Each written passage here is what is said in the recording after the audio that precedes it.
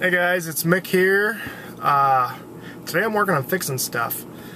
First I wanted to update you and let you know, for those of you that don't watch me, I just had a vasectomy. It's been a week now, a little over a week and 2 days. And I was going to kind of give you an update on my recovery. The doctor told me that I'd be okay for a few days, and then one day it was just going to hit me. I was going to probably feel like I got kicked in the balls again. He said some guys get it, some guys it happens in a couple days, some guys it might happen 5 days later, some guys they don't have any pain at all. Well, I had my procedure done Friday morning, and all day Friday I felt good, all day Saturday I felt good, as well as I did what he told me. I stayed on my butt. I just worked on some website stuff and just sat on the couch on my computer, so I did what he told me. Sunday afternoon, I was getting to where I got tired of sitting, so we had a dinner to go to, and I told my wife, I said, I can't stand being in the house no more, let's go. And by the time we got there, my balls hurt. I was just, it felt like somebody kicked me, and I just didn't even want to stay. We got out of there right after dinner, and I got home, took some leave, woke up Monday morning and felt fine. Went back and saw him on the doctor on Thursday, a week later, and he gave me the all clear. So now we just got to clear the pipes, go in and get some tests done, make sure that I ain't got no swimmers, and we're all good to go. The next thing I'm going to work on, or what I already worked on, I wanted to show you was, I got this Pioneer app radio, and I loved it at first, and then I did the firmware update on it, and the emergency brake bypass that I had put on it quit working at that point. I don't know why. What I was using was this just standard automotive relay that was making it think that the emergency brake was set and everything was working okay. Come to find out, everything wasn't working okay, because I was still having some problems with videos. All my apps would work, but my videos wouldn't. And come to find out, it wasn't working properly even before the firmware update. It's just when I did the firmware update, it really got screwed up. So the other way to bypass this thing is just to put a switch in. And so I was going to show you how I did that. What I did is, in my truck, I kind of wanted to conceal it. So in my little hatch here, right there, I just put a little switch, and that's just hooked. It's just hooked to ground. There's the emergency brake wire that comes from the back to receiver. It goes to that switch. The other side of the switch goes to ground. So now when it asks me to set my emergency brake, I just flip that switch a few times, and it works great. So here, I'll show you now that it's working right. This thing, the other thing I don't like still is it takes a while to boot up.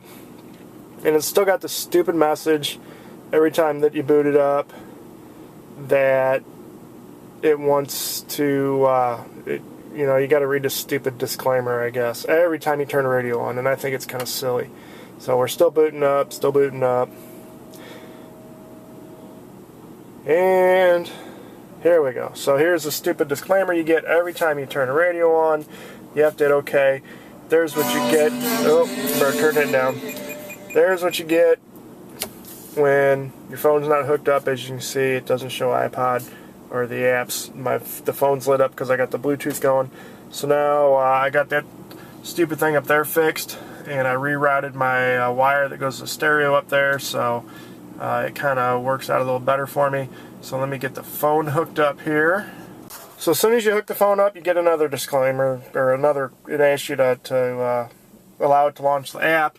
On your phone, you hit allow to launch the app,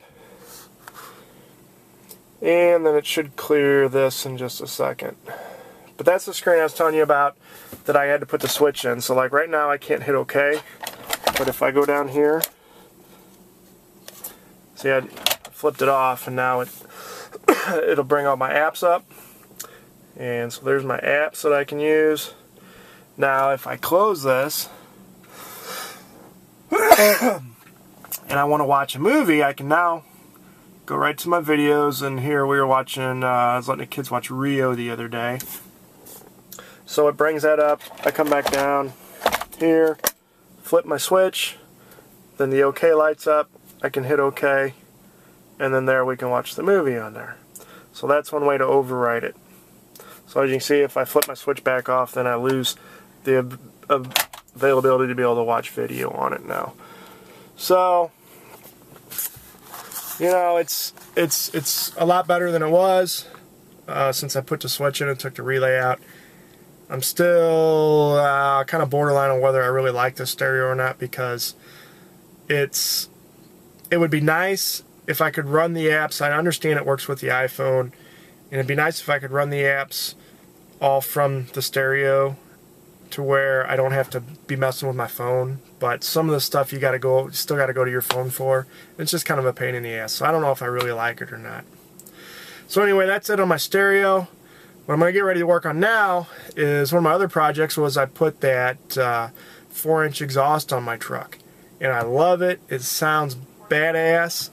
The other thing I did was put a tuner in my truck and increase my horsepower by 100 horsepower.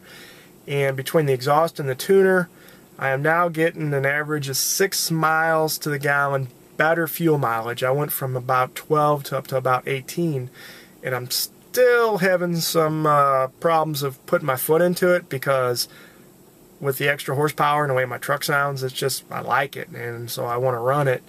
I'm hoping if I can get over sticking my foot in it all the time, that I can even maybe get up towards 10 miles to the gallon better. We'll see what happens. But I'm having some problems with my exhaust rubbing in a few places. So what I'm going to do now is try to do some adjustments to try to prevent that from happening.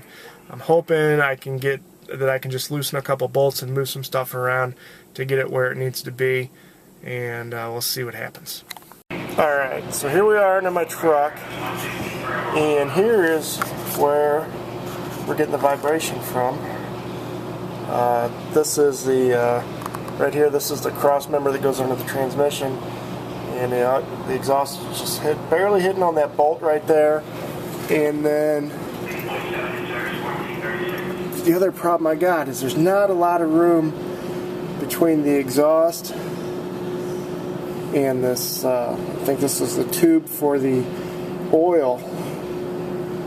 No, it looks like it's for, it goes to the transmission, so it probably runs the transmission cooler or something, I'm not really sure. But so what I think I'm going to try to do is go up on my turbo flange and loosen that a little bit, and then try to twist this whole thing just a little bit so it'll pull the exhaust away from that bolt. So let's go up, we'll loosen that turbo flange up and see what kind of movement we get out of it. Alright, so check it out. We got about, I don't know, a ½ inch there. And if you come up here, yeah, we got about a ½ inch there. All I did was loosen that turbo flange and was able to pull this over. The other thing I did while I was under here was check the tightness of all my bolts on the clamps that I put on this thing, and they were all still pretty tight. So that should fix the problem. Pretty easy fix. I'm happy. Check this out. This is something else that makes me angry. My new backup camera. Yeah, it's kind of hard to see when it's all fogged up with moisture. So I don't know what's up with that. You know, I can't be too unhappy because it's a Pyle camera that I bought. It was like, most of the backup cameras were like $100, $80, $100. I got this one for $20, $15, $20. I thought, what the hell? I might as well try it. Well, here's what I got. So first, I'm going to try to contact the company and see what they'll do about it. If they won't stand behind it, I might try to take it apart and see if I can't fix it myself, and then maybe, you know, silicone her up real good or something. And I guess worst case, I'll just have to actually fork out the money, and like I should have to begin with, and buy a good camera. So yeah, but you know, got the radio fixed right, I got my exhaust fixed right. Hopefully we're gonna start her up here in a minute, and hopefully the vibration's gone. Alright, well, curiosity got me, so I haven't contacted Pyle yet, but I went ahead and took this bracket off, and there's just 4 screws back here. I'm going to go ahead and pull it apart and see if we can fix it.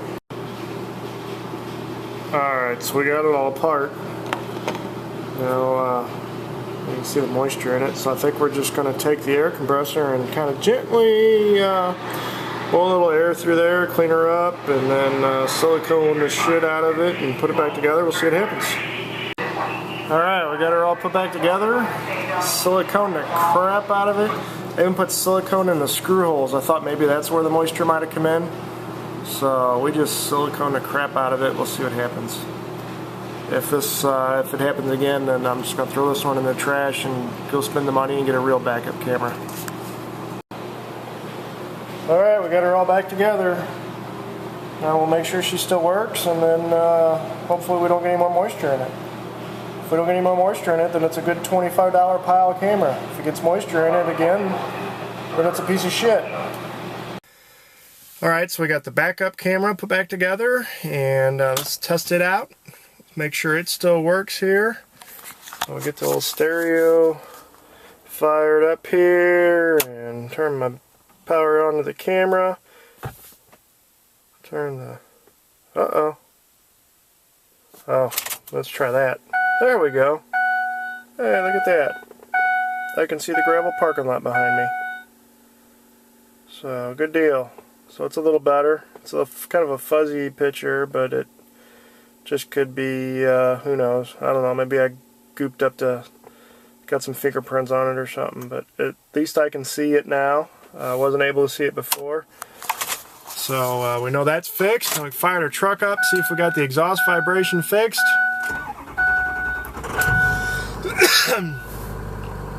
Yep, no more exhaust vibration. So, you know, 15 minutes, fixed, what, 1, 2, 3 different things. Not a bad deal. You know, I'm sure something else will be broken here soon that we'll have to fix. So that's all I got today. That was all I had planned. I really thought the exhaust project would take me a little bit longer, but fortunately, you know, it wasn't no big deal. Just a matter of just loosening that flange on that turbo and just kicking the exhaust downpipe over just a half inch, and everything's great. So good deal. I guess next time I'll see you guys might be Wednesday. Charlie and I are supposed to go bike riding. That'll be my first bike ride after the whole procedure, so I'm a little I'm hoping I'm recovered enough and I don't get up in the hills and start hurting really bad. But I think I'm gonna hop on the bike a little bit tomorrow, ride around the house, make sure everything's gonna be comfortable before I head out in the middle of the woods. So, but hopefully if everything works out good, you guys will be able to see me and Charlie Wednesday go riding. Yeah. So talk to you later.